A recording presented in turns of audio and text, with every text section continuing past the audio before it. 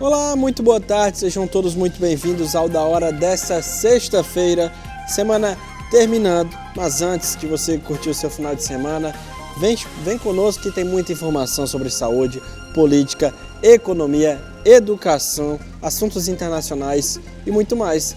Tudo isso você confere a partir de agora.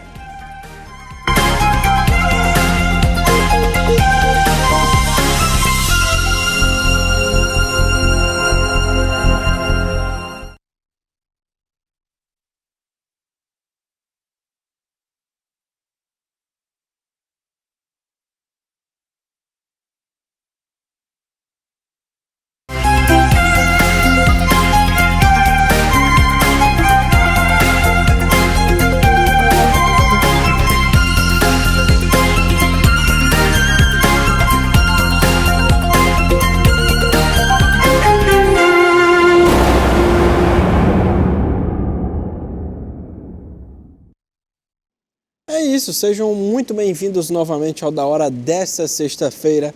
Como de praxe, em toda sexta-feira a gente está aqui muito bem acompanhado com ele, super estiloso como sempre, Dr. João Mota. Esse super estiloso soou assim meio esquisito. Não teve sarcasmo não. O senhor tá estiloso. Até a Rochelle comentou quando o senhor chegou. Eu tô super estiloso. Muito obrigado. Seja muito bem-vindo ao Da Hora dessa sexta-feira. Obrigado a vocês, obrigado a você que está em casa, nos assistindo, nos honrando com a sua audiência. Quando Gabriel chegou e disse o seguinte: nós temos aqui notícias da saúde, da política. Eu pergunto, Rochelle, alguma dessas notícias são boas? Assunto para durante o programa. Não, rapaz, vamos dar spoiler. Pense que o povo está carente de notícias boas, não é verdade? Com certeza. Lastimavelmente, nós só noticiamos, não só a TV União, mas a mídia no geral, só notícia ruim. É aumento disso, aumento daquilo, é falta disso, falta daquilo, é violência. É muito triste a situação que nós nos encontramos hoje como sociedade, não é verdade? Só notícia ruim. Só notícia ruim. Que pena, que pena. Estamos aqui com ela também, Rochelle Rodão. Tudo bem, Rochelle? Tudo bem, sextou, hein, Gabriel? É isso, sextou. Vocês se animam com a sexta-feira, é? É bom, sexta-feira. É bom. Rapaz, pra mim é o começo de um final de semana de trabalho. A gente trabalha no final de semana também, né? Mas faz bom, parte. sextou de vez em Mas quando. dá pra diversificar. Como é que tá o Fortaleza? Olha aí, Tá ele bem. chega, muda o semblante, olha. Tá bem? Apesar da derrota no meio da semana, ontem conseguiu a classificação em primeiro lugar por conta de outros resultados. Amanhã também, o Ferroviário essa semana ganhou por 6-0 pela Série D, um placar bem elástico. O Ceará joga amanhã, expectativa de Castelão lotado. Mas o principal de amanhã não é o que acontece aqui no Brasil, é a final da Champions League, né? Que é o maior torneio de clubes do planeta, Manchester City e Inter de Milão. Expectativa de um jogaço, é jogo único. O Manchester City é muito favorito, mas jogo único é aquele negócio. Verdade. Tudo pode acontecer. Futebol cearense, assim, em resumo, tá bem? Tá bem. Essa semana foi Notícia boa. boa isso, João Mota. É No notícia esporte. boa. Futebol cearense tá...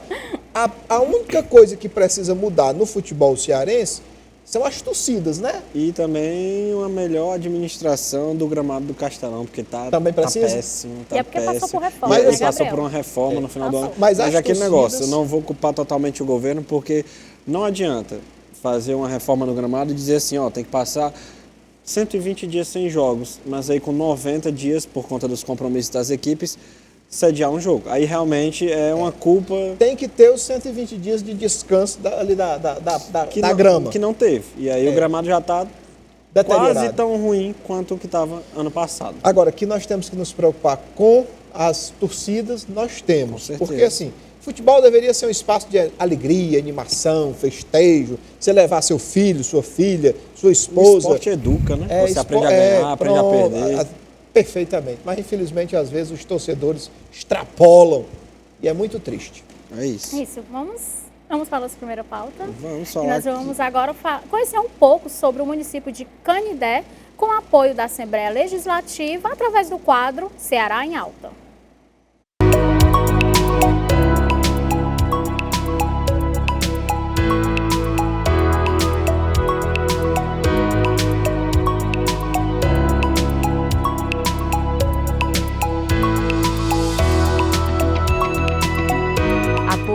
Assembleia Legislativa do Estado do Ceará. A 110 quilômetros da capital Fortaleza, em pleno sertão central do Ceará, Canidé é considerado um grande centro de romaria e o segundo maior santuário franciscano do mundo. A cidade tem sua origem ligada à religião. Por volta de 1775, o sargento-mor português Francisco Xavier, juntamente com os habitantes locais à margem do rio Canidé, deu início à construção da Capela de São Francisco das Chagas. A turismóloga da prefeitura Gleiciane conta um pouco sobre a importância religiosa. Aqui está situado o maior santuário franciscano das Américas e o segundo maior do mundo. Durante os 10 dias de festejo a São Francisco, recebemos uma população flutuante que pode chegar a 1 milhão de pessoas. Boa parte delas, romeiros de origem humilde dos estados do Nordeste. Mas também recebemos romeiros de todos os estados do país e até visitantes estrangeiros. É a fé que alimenta a entrega anual de milagres concedidos e desejos atendidos. A Romaria de São Francisco é um dos principais movimentos econômicos de Canidé. Outro grande destaque na economia da cidade é a agricultura, que provém do milho, tomate, feijão e algodão. Logo em seguida, o setor pecuário, o bovino, caprino e o ovino. Apoio: Assembleia Legislativa do Estado do Ceará. É isso, Canidé é uma cidade muito conhecida por ter um turismo religioso muito forte, né?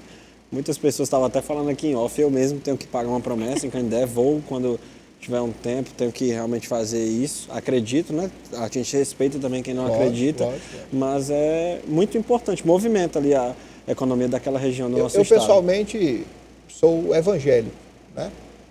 Mas assim, vejo na oração de São Francisco uma perfeição na oração de São Francisco.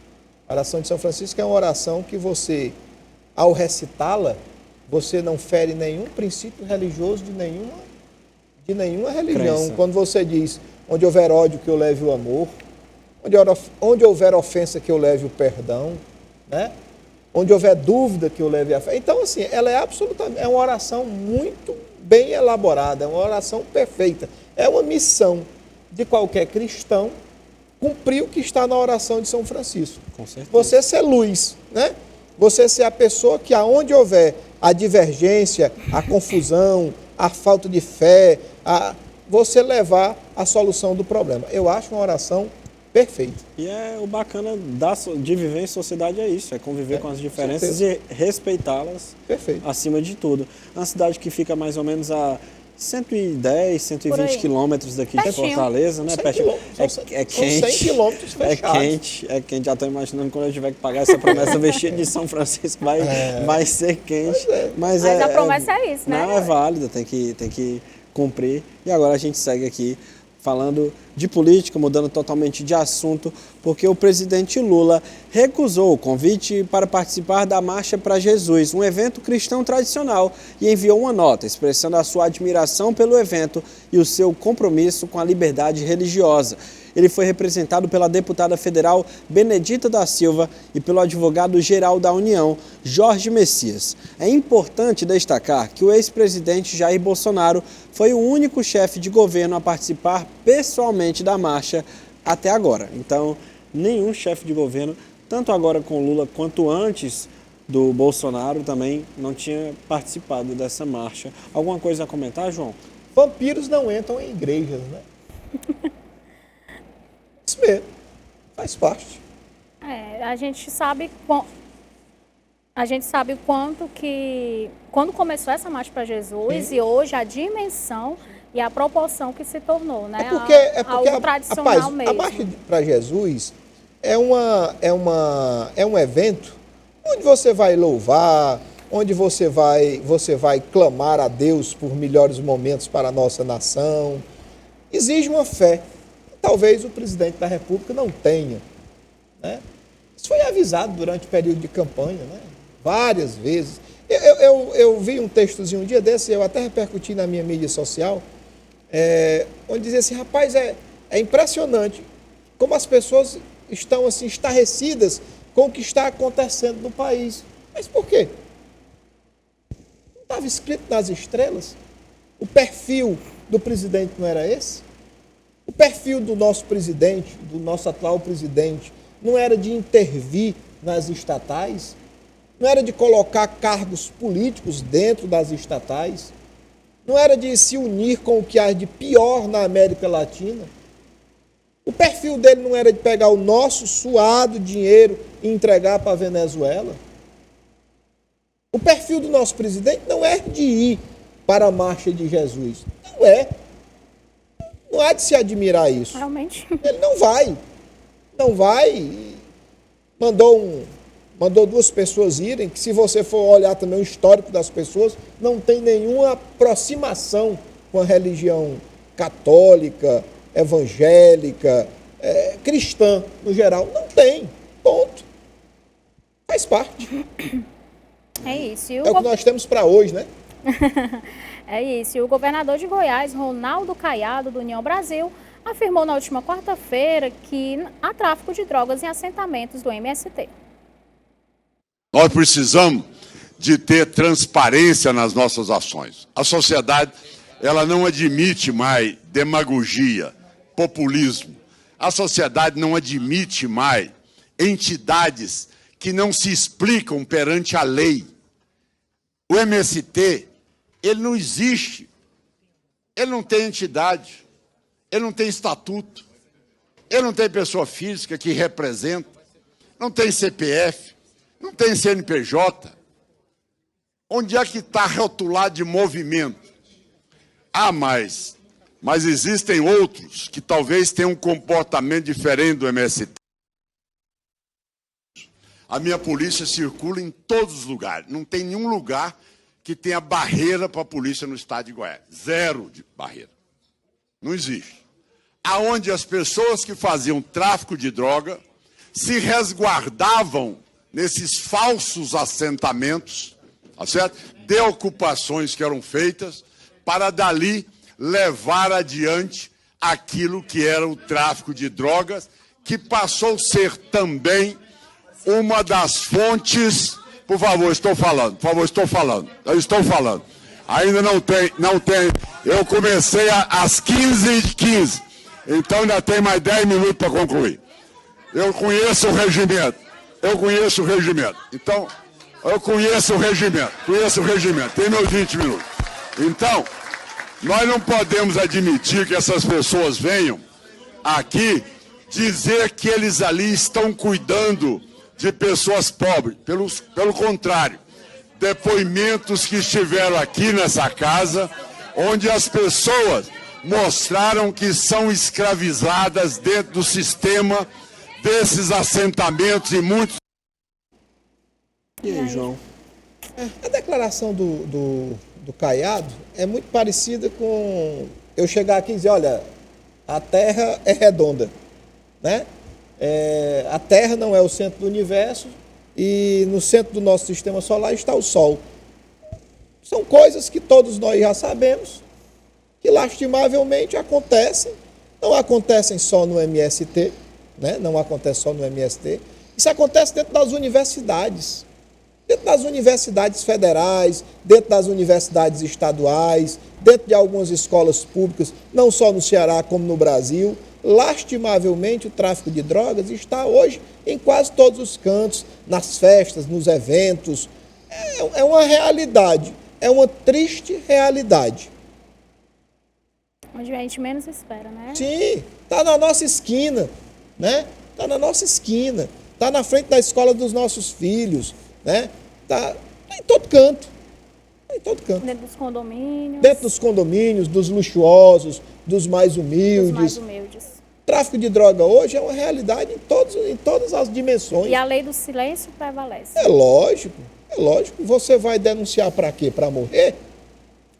Isso é como hoje acontece nas comunidades, às vezes alguém manda, o tráfico manda alguém desocupar uma casa, daí a polícia diz, não, pode fica nada, a pessoa vai embora, você vai colocar a sua vida em risco.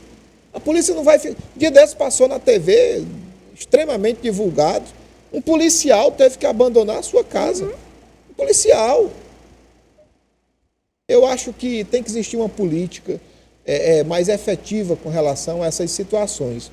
Eu não sou expert em segurança pública, não sou, mas acho que ainda essa palavra tão antiga chamada educação será a saída do povo brasileiro de todos os males que nós vivemos. Educação. A gente fala isso todos os dias aqui, né, Gabriel? Educação. Que é lá na base que a gente pode formar, né? Cidadãos novos éticos. cidadãos. Eu acho que nós já perdemos essas gerações que estão todas passadas. Essas gerações já estão... Se nós conseguirmos melhorar as novas gerações, talvez daqui a 20, 30 anos nós estejamos vivendo uma sociedade melhor. Essas gerações que estão aí, essas nós já perdemos. Tem muita gente boa? Tem, lógico que tem, né? Mas, infelizmente, nós vivemos situações difíceis, muito difíceis. E os senadores comentaram a indicação de Cristiano Zanin para ministro do STF. O indicado pelo presidente Lula para a vaga, o advogado paulista Cristiano Zanin, professor e autor de livro na área do direito e que se destacou na defesa do presidente Lula nos processos da Lava Jato, vem contactando os senadores, como é praxe entre os indicados. Os parlamentares divergem quanto à avaliação. Avalio positivamente alguém que reúne condições e tem os predicados para ser ministro do Supremo Tribunal Federal, e essa é uma avaliação, obviamente, que o colegiado do Senado terá a oportunidade de fazer. Acho que deveríamos rejeitar meu voto, eu já adianto, por uma questão muito clara de conflito de interesse. Haverá, obviamente, as conversas dos senadores com o indicado, com o doutor Zanin, e, obviamente, haverá a sabatina na Comissão de Constituição e Justiça e depois o plenário do Senado se manifestará. Mas eu sinto um clima muito favorável no Senado da República. O senador e ex-juiz Sérgio Moro pontuou a necessidade de se ouvir as opiniões do indicado sobre temas específicos. A sabatina tem que ser rigorosa, independentemente de quem seja o candidato. Então, o que vai ser feito? Vai ser perguntado sobre o candidato, mas também sobre temas que interessam ao Congresso, interessam à sociedade, interessam o trabalho dele, do candidato no Supremo Tribunal Federal ser aprovado. Então nós não sabemos qual, por exemplo, a posição do indicado Cristiano Zanin sobre temas relevantes, o projeto de lei das fake news. Qual que é a posição deles entre liberdade de expressão, censura, direito à honra, como é que eles se posicionam? E aí, João? Eu acho o seguinte, de quem é a prerrogativa de indicação, legalmente falando? Presidente. De quem? Presidente. É do presidente. Ele indicou. E ele não vai indicar o Sérgio Moro, né? Vai ser alguém de confiança dele. Ele não vai indicar o deputado, o Dallagnol. Ele vai indicar alguém da confiança dele. O cargo não é de confiança? Não é uma indicação de confiança? O rapaz não presta. Mas não fica. Aí, no caso, você acha que deveria mudar o formato da indicação? É aquele negócio. Quando você é contra alguma coisa que está estabelecida em lei, você só tem uma missão a fazer. Exercer o seu direito de achar ruim, que é o que nós estamos fazendo aqui, né? 2, você arrumar 10 milhões de reais, gastar numa campanha política, se eleger deputado federal ou senador e ir lá tentar mudar a lei. Fora isso, é só o nosso direito de espernear. A prerrogativa de indicar o cargo no Supremo Tribunal Federal pertence ao presidente. Ele não vai escolher o inimigo político dele, vai escolher um amigo. E vai escolher um amigo que competentemente soube manejar a justiça, soube conversar com os ministros e que descondenou o atual presidente. Eu acho até que é um bom pagamento. Pagou bem os honorários do cidadão. Parabéns.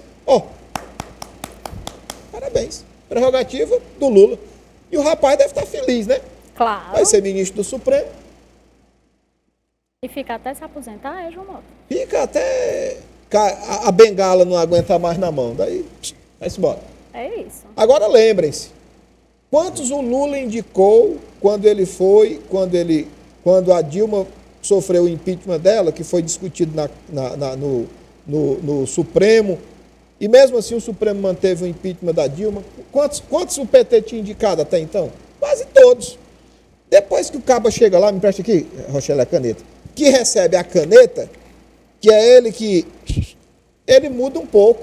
Ele não vai fazer só o que o Lula quer, assim como o que o presidente Bolsonaro indicou um dia desse, os dois que indicaram, o André Mendonça e o Ramagem. Acho que é o Ramagem, né? Sim. Os dois que indicaram, de vez em quando, tomam decisões que eu tenho certeza O Ramagem não entrou, eu que fogem, né, da ideologia bolsonarista.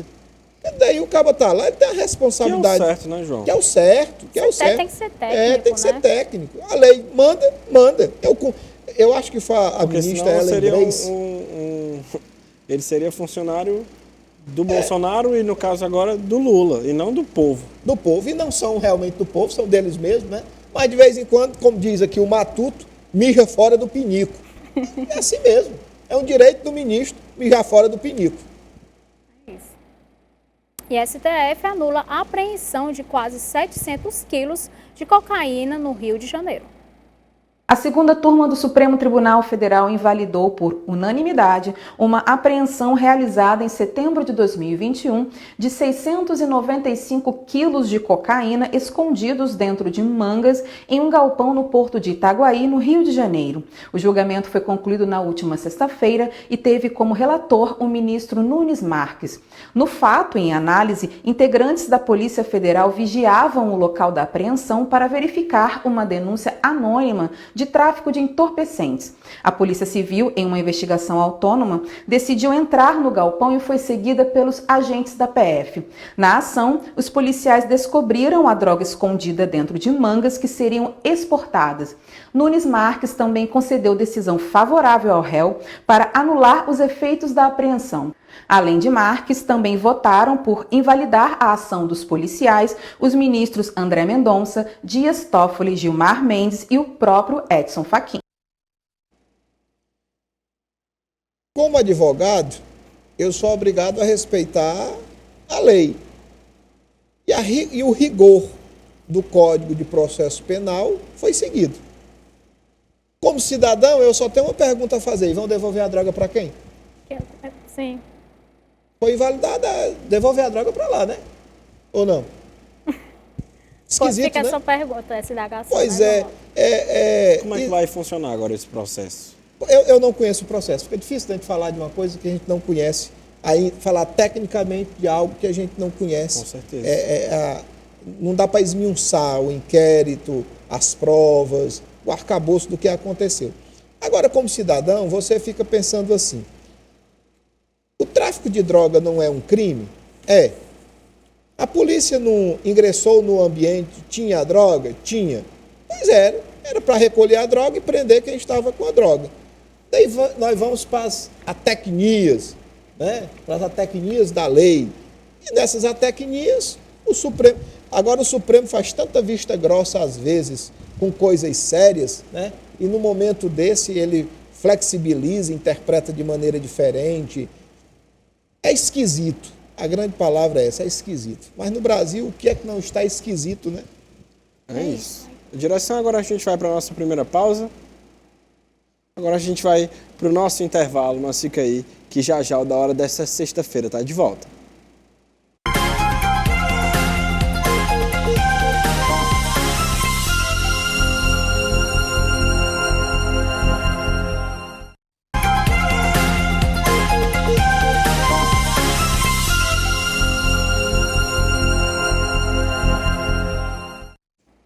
Estamos de volta com o da hora dessa sexta-feira, falando que a Justiça de São Paulo autorizou a concessão de saída temporária para a maioria dos presos que estão na ala de progressão provisória da Penitenciária 2 de Tremembé, no Vale do Paraíba. Entre os dias 13 e 19 desse mês, um total de 112 dos 122 detentos que cumprem pena em regime semiaberto terão direito a esse benefício. Conforme é estabelecido pela Lei de Execução Penal, a saída temporária é concedida aos presos que estão em regime semiaberto, que possuem um bom comportamento e já cumpriram uma parte da pena, correspondendo a 1/6 para primários e 1/4 para reincidentes. Esse assunto, né, João, sempre gera muito debate na sociedade. Mas você começou bem a matéria. Está lá na LEP, está lá na Lei de Execuções Penais. Salvo engano, artigos 122 e 125. regulamenta a saída do preso. Está na lei. É um debate moral que eu falo. É um debate moral, mas veja só. Primeira coisa que nós aprendemos no curso de Direito é que a lei nem sempre é justa. Lei e justiça são duas coisas diferentes. A lei nem sempre é justa. É bem verdade que eu, que estou em casa, que vejo a pessoa que matou, ou a pessoa que me assaltou, ou a pessoa que furtou a minha loja, sair por um período de 3 ou 4 dias para fazer, eu fico revoltado, né? Puxa, que vida! O cara foi preso, me roubou, matou, fez isso, fez aquilo e está solto. Pessoas que, uma dúvida agora, pessoas que cometem esse tipo de crime, por exemplo, assassinato, que é algo muito mais grave, tem esse benefício? Não saía, não era? A Suzana, porque, por exemplo, é diferente quem assassina uma pessoa que rouba uma caixa de leite, por mas exemplo. existem as progressões de pena. Você acabou de falar que são presos que estão que já são reincidentes ou não? Que estão no semiaberto. Que tem bom comportamento. O Superior Tribunal de Justiça, salvo engano, decidiu no HC de que o direito do preso sair não é um direito subjetivo. É algo taxativo que você precisa avaliar caso a caso. O bom comportamento, a situação em que a pena se encontra. Agora, você tem razão. Mas aí o bom comportamento não seria subjetivo? Não. Bom comportamento não é subjetivo, não. Eu estou lá dentro do presídio, botando para torar, criando confusão com todo mundo, brigando todo dia, organizando mutim. Entendi. Isso é subjetivo? Depende. Não, depende. A pessoa que está só vivendo a sua vida ali, normalmente, mas pode ter gente que vai jogar. Ele está lá, ele está estudando, ele está ajudando na cozinha, ele está ajudando na biblioteca. Está bem comportado. Está bem comportado.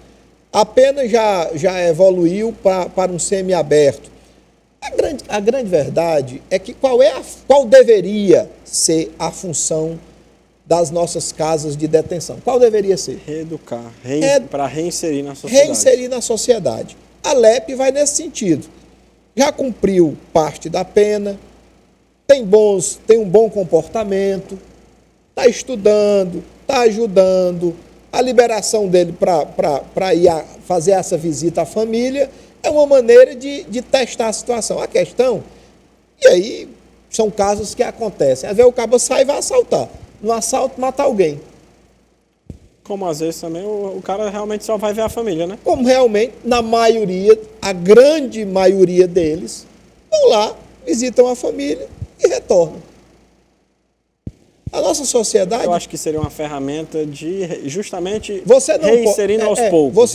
Você não pode simplesmente botar um soldado de polícia, para acompanhar o cara durante esse período. Para cada um. Vão de tornozeleira, né? Vão de tornozeleira, acredito que sim. Não sei se tem tornozeleira ali para todo mundo. Mas, é isso que eu estou pensando aqui. Pois também tem que ver essa situação. Eu acho que eles estudam caso a caso. Grau de periculosidade da pessoa, outras saidinhas que essas pessoas já tiveram, como foi o retorno. Enfim, é uma tentativa de ressocializar. Tem os que não querem ser ressocializados? Tem. Mas aí os que querem não podem pagar por isso. Pelos que não querem. Entendi. E o que não quer vai, logicamente, arcar na proporção do seu delito. Com certeza. Funciona assim. É isso. Debate bom. É um debate bom. Agora, que logicamente, moralmente falando, você que está em casa, que vê cada preso saindo, a primeira avaliação que você faz é, como é que pode, rapaz?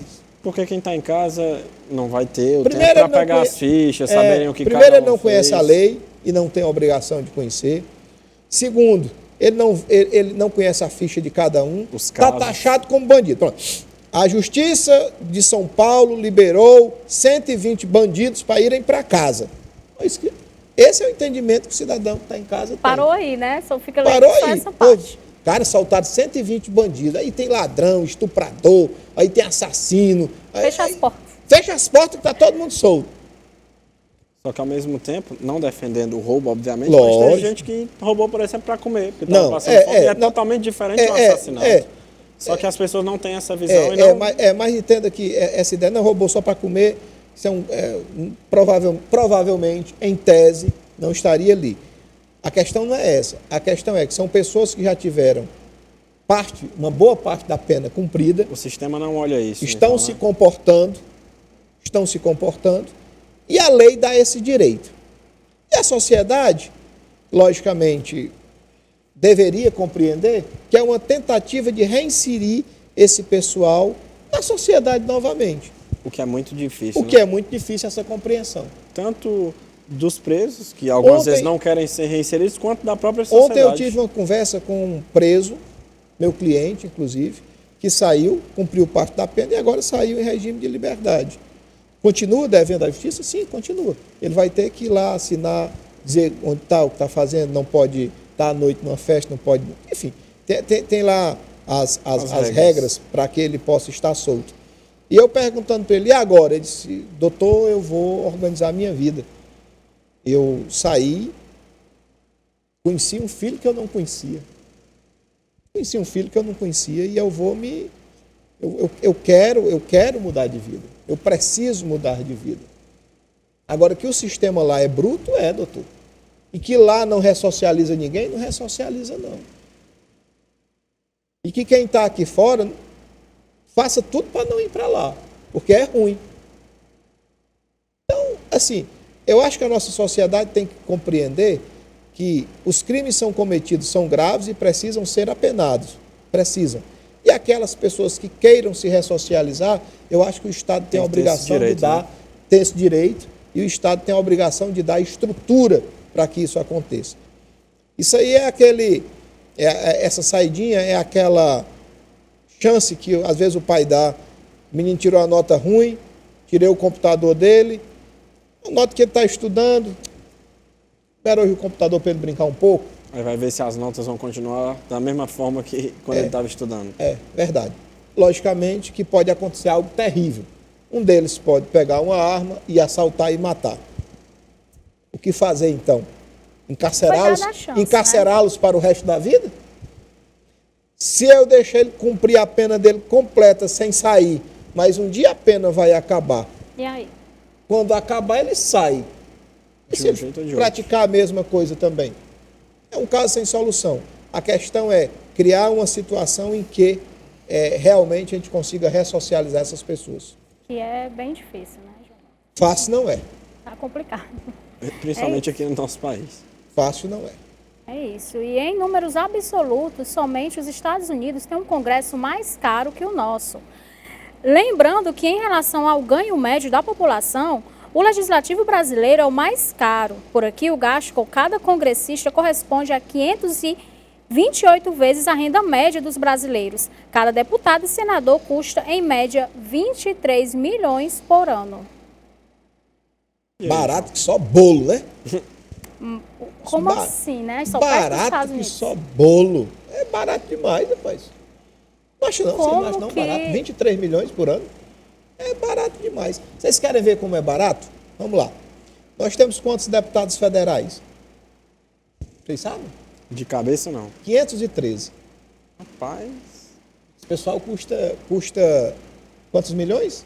23 milhões. Vamos fazer a conta. Daí nós vamos fazer, o Gabriel gosta de fazer as contas. Daí nós vamos fazer... 23 milhões, né? Por ano, cada deputado e senador. Daí nós vamos fazer a conta. Quantos desembargadores nós temos no Brasil? Você faz ideia? Fora ministros, aqui eu estou falando de deputado e senador. Pois é. Daí eu vou casa dos 11 bilhões. Aqui. Pois é, daí você vai para a conta dos desembargadores que nós temos no Brasil. Os desembargadores, só desembargador, não vamos botar juiz não, vamos botar só desembargador. Que tem direito também a vários assessores, que tem direito a carro, que tem direito a combustível, que tem direito a tudo. Auxílio moradia, plano de saúde. Alimentação. Vê quanto é o custo de um desembargador para o nosso país? E quantos tem? Tem infinitamente mais do que os 513 deputados federais. Quantos juízes nós temos no Brasil? É porque o judiciário é uma mala preta que ninguém quer abrir. É a caixa de Pandora. Ninguém quer abrir. Até porque quem poderia abrir, discutir, né, seriam os parlamentares.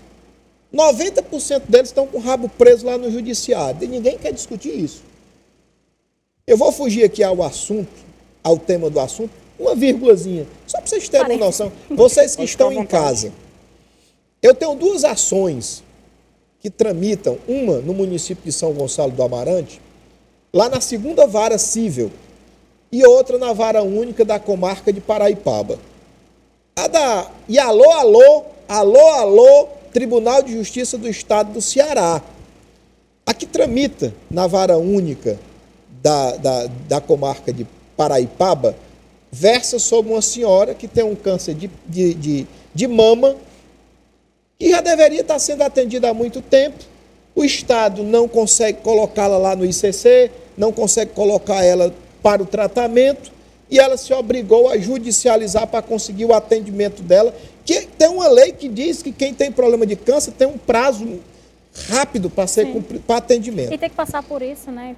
E tem que entrar na justiça. Já baixa a doença que tem que enfrentar. Me procurou, né? É um trabalho pro bono, posso falar aqui à vontade, gratuito, não estou cobrando nada para ela.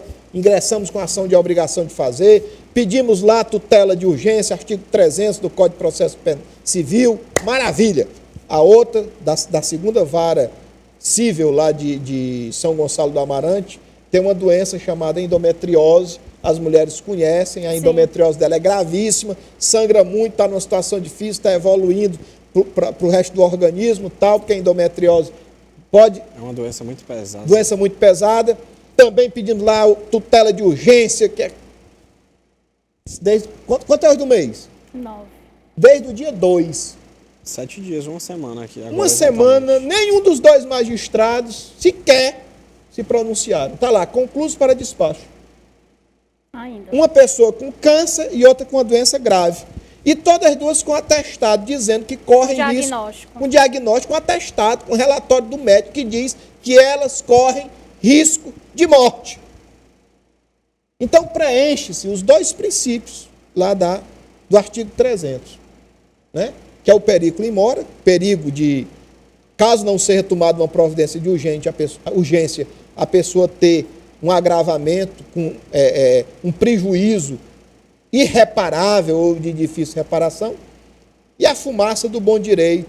O relatório do médico comprova que realmente aquela senhora precisa daquele atendimento. E o que é mais delicado... E os 2 juízes, O que é mais delicado é que nem todas as pessoas têm o aparato de pessoas como você, por exemplo, que fazem esse trabalho. E já está demorando. Recorrer, né? Não sabe o que fazer. Não tem a quem recorrer. Imagine quem não tem. Daí eu me obrigo.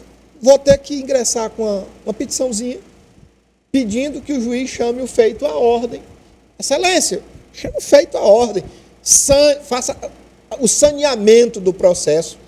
Se não quiser conceder a tutela de urgência para uma senhora que está com câncer e para uma senhora que está com endometriose, ambas correndo o risco de morrer, que não conceda. Mas dê a elas o direito, pelo menos, de recorrer para o Tribunal de Justiça para dizer, olha, excelência, o juiz de pleno, o juiz do plano, lá, o juiz de primeira instância negou. E eu estou aqui clamando a Vossa Excelência que conceda, porque ele negou. Mas não, ficam calados, silêncio. Enquanto isso, as duas correndo risco de morrer. Alô, Tribunal de Justiça do Estado do Ceará. Enquanto isso, os políticos estão aí, né? Dizendo, e não tem dinheiro. Enquanto isso, o senador tem um plano de saúde muito bom para ele e para a família dele. Enquanto isso, o deputado federal também tem um plano de saúde muito bom para ele e para a família dele. Enquanto isso, o magistrado tem um plano de saúde muito bom para ele e para a família dele. E nem usa o SUS, né? E nem usa o SUS. E ninguém está preocupado com endometriose e com câncer de mama das pacientes. Para que está? Para que está? Absurdo. Daí vai a pergunta para o Tribunal de Justiça do Estado do Ceará. O que é que está acontecendo? E você não vai encontrar nenhum advogado e nenhuma outra emissora que traga uma situação dessa da maneira como eu estou trazendo. Verdade. Sabe por quê? Primeiro que as emissoras não permitem. Não querem criar esse atrito com o judiciário. E segundo, nenhum advogado quer fazer isso. Nenhum. Não quer criar nenhum atrito com o judiciário. Eu não estou nem aí. Eu quero saber quando é que o juiz da 2ª Vara Civil, lá de São Gonçalo do Amarante, e o juiz responsável pela Vara Única, lá de Paraipaba, vão trabalhar. Vão lá trabalhar, olhar o processo e dizer concedo ou não concedo. Para que eles Simples possam assim. ter alguma atitude, né? Ou Tomar uma recorrer. atitude. Isso. Ganham muito bem para isso. Ganham muito bem para isso. O caso é revoltante, né, João Malta? E nós vamos falar agora que quase todos os desaparecidos de Maduro ou foram retirados de suas casas por agentes do Estado, sem nenhum tipo de mandado judicial, ou foram sequestrados pelas ruas do país, muitas vezes algemados e amordaçados por pessoas mascaradas, sem nenhum tipo de identificação que permitisse associá-las ao aparato estatal. Uma pergunta básica: por quê? A mesma pessoa que chama o regime militar brasileiro de ditadura e o define como uma das páginas mais sombrias de nossa história recente, não vê problema algum em defender a democracia venezuelana. Hein, João Malta? Você viu o que foi que o Lula disse, não viu? Quando o Chaves chegou? Como é que uma pessoa tão boa dessa, o pessoal disse, não presta para nada? Você não viu, narrativas? não? Olha, você tem que construir uma narrativa. Você tem que construir uma narrativa. Que a narrativa é outra. Por que ele não se muda para lá também, né? Estava nada. Vai lá, Lula, vai tu, vai a Janja, pega o teu ministério todinho e se muda para lá, macho. Lá é bom, ó. Pega, sim, esses jornalistas que chaleiravam o regime chavista e se mudem para lá também. Lá é maravilhoso. Na hora que um dos seguranças do Chaves deu um murro nos peitos de uma jornalista da Globo, aí tudo mudou. Aí tudo ficou ruim. Precisou passar por isso para que mudasse. Para mudar o entendimento. Durante a campanha, quando se falava disso, ninguém falava disso. Podia associar. Não podia associar. Não pode perguntar se o Lula é amigo do presidente da Nicarágua, não pode perguntar se o Lula é amigo do venezuelano Hugo Chávez. É fake news. Na hora que levou um murro nos peitos, tem dia aqui no Ceará, tudo mudou. Aí eu estou defendendo que o segurança deu um murro nos peitos da jornalista? Não. Estou dizendo que eles têm a capacidade de fazer pior do que isso. E que nós avisamos várias vezes. E que ninguém acreditou. É isso. A gente vai agora para um rápido intervalo e voltamos já.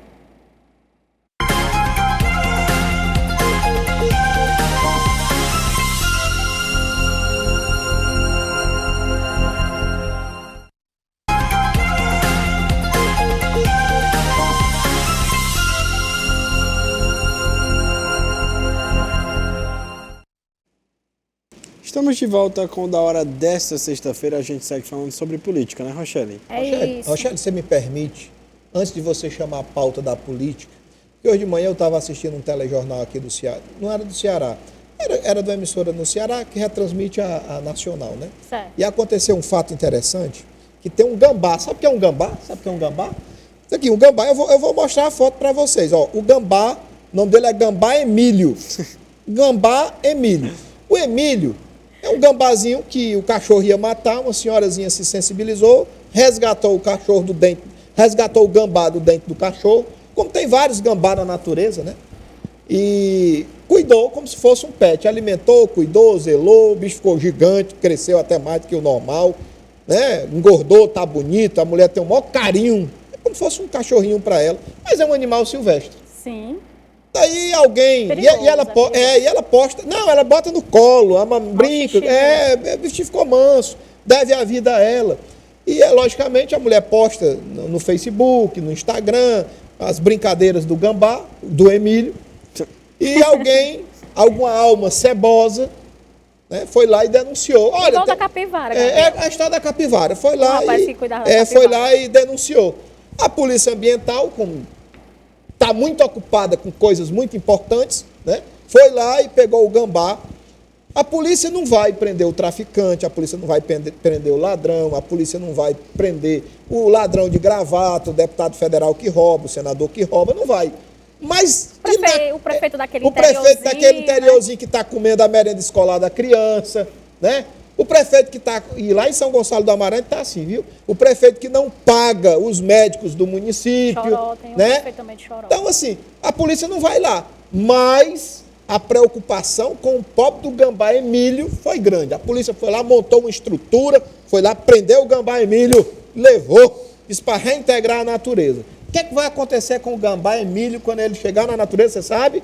A raposa vai comer ele, o gato do mato vai devorar ele, se tiver onça no lugar, a onça vai devorar ele. Enfim, ele vai viver uma vida... Ele foi domesticado. Ele foi domesticado e meio que ele ser reintegrado.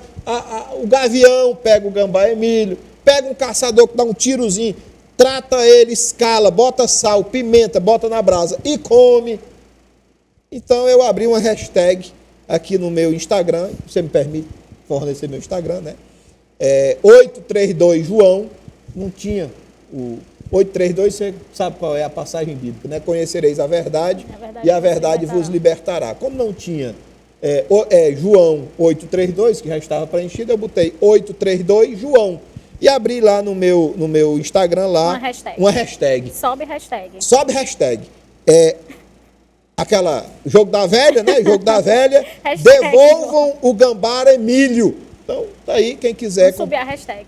Subir a hashtag. Quem quiser entrar com essa pauta, vamos devolver o Gambá Emílio para a dona dele, né? História, melhor do que... No mínimo curiosa, né? A história. Pois é. Mas aconteceu com um rapaz que cuidava de uma capivara. Assim, eu entendo, é um animal silvestre, tem que estar na mata, concordo. Mas esse já está... já está domesticado, né? Socializado. Daí o cara vai lá, toma o gambá da mulher, né? Vai devolver para a natureza. Daí na natureza vem a onça, come ele, vem a raposa, come, vem o gato do mato, come, vem um caçador e mata, pega uma doença de carrapato, morre. Enquanto isso, eu acho assim, é o Estado às vezes se envolvendo em coisas sem a menor necessidade. Então você entra lá no meu Instagram, né? 832 João, e sobe lá a hashtag. Justiça? Justiça não, devolvam o Gambá. Devolvam o Gambá Emílio. O Emílio já é forte. É isso. Obrigado, pessoal, pela atenção. E continuando falando de política, o presidente Lula esteve afastado do país por 28 dias em visitas a 9 países, gastando mais de 6 milhões em diárias e passagens para assessores e seguranças.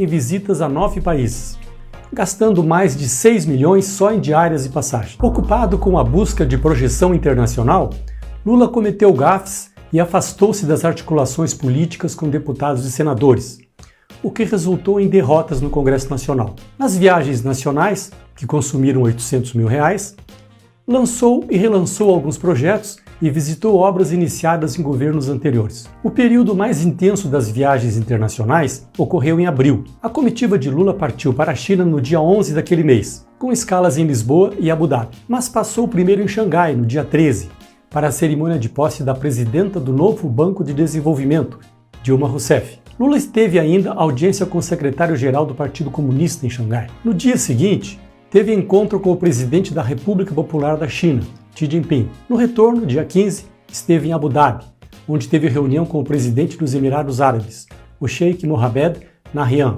Chegou a Brasília no dia 16, domingo, às 21 horas. As diárias e passagens da viagem custaram R$2 milhões.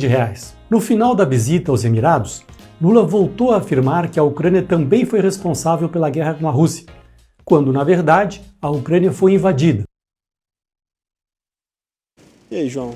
Rapaz, o Lula gasta dinheiro do povo, muito dinheiro do povo, para passear, né? Passear e falar besteira. Porque ele só deu, como se diz aqui no Ceará, mancada, aonde ele foi. Porque gafe é muito bonito, sabe?